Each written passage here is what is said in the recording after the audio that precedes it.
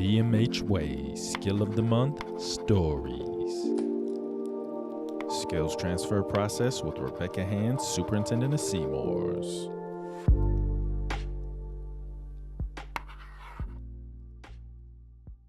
This episode is slotted for April of this month, and our skill of the month for April is skills transfer process. And we all know skills transfer process has the 5 steps: explain, demonstrate, practice with coaching, observe, and then give feedback. So if you were to think through your career, Becky, what would be, in a 2-minute story, a instance of someone who transferred a skill to you that you said, this changed my life? Okay, well, I'm going to take you back to 1994. Okay. All right, were you here in 1994? Yes. Okay, I just want to make sure. She doesn't question if I was here, but she Well, I know okay. you. All I know right. you Yeah, were yeah. here. Fair So, enough. 1994, I was 18, first year of college, eating a lot of ramen noodles. Yeah. And that was pretty much it. And working at Kmart, if you remember the huge corporation of Kmart, which isn't quite around anymore. But so I was working in layaway at that time at Kmart. I had gone from dressing up as the Whopper at Burger King for a nickel an hour higher raise. So, yes, I was a psychology major.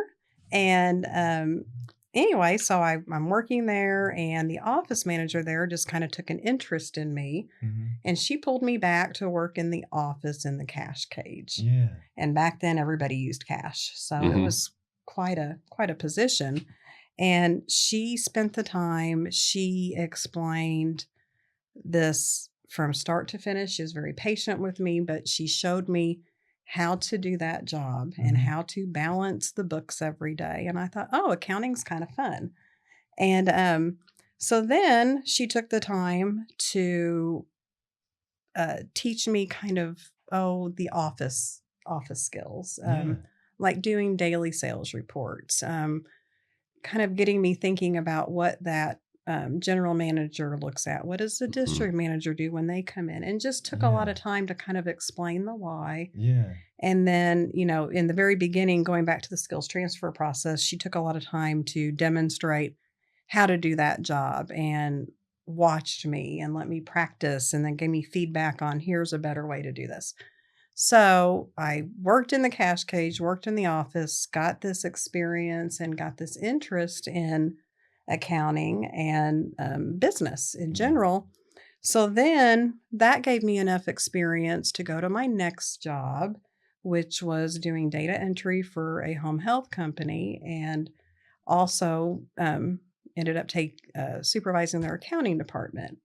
Well, that experience, then I switched from psychology major to accounting and business, and then ended up changing that to organizational administration in business. And but with that experience, then I was able to get my first job with Department of Mental Health, which was in an accountant one. Nice. And then, but all these pieces together, then I was promoted to the fiscal manager, and then ultimately became superintendent at SEMORS. Yeah, that's awesome. But I think back to that time that my office manager at Kmart spent with me. She didn't have to do that. Yeah. And I think about all those pieces of my life that have kind of joined together to now I'm in a position I never thought that I would serve in, but it is the absolute, I love it. I absolutely love it. It's the hardest job I've ever loved,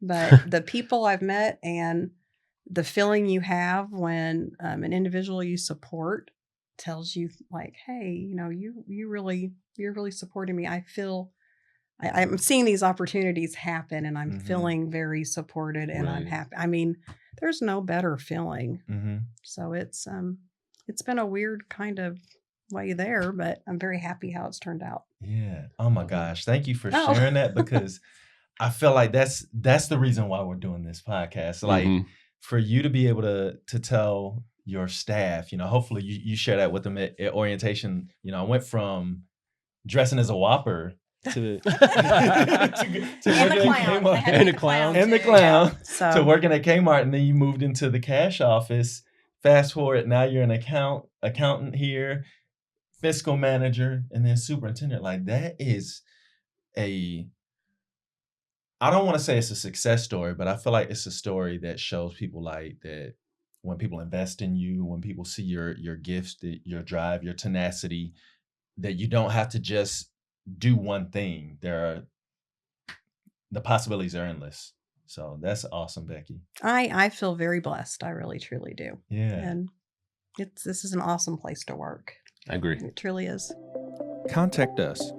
For more information about the DMH Way, please contact us via email at dmhway@dmh.mo.gov or visit our website https://dmh.mo.gov/about/better-government/dmh-way.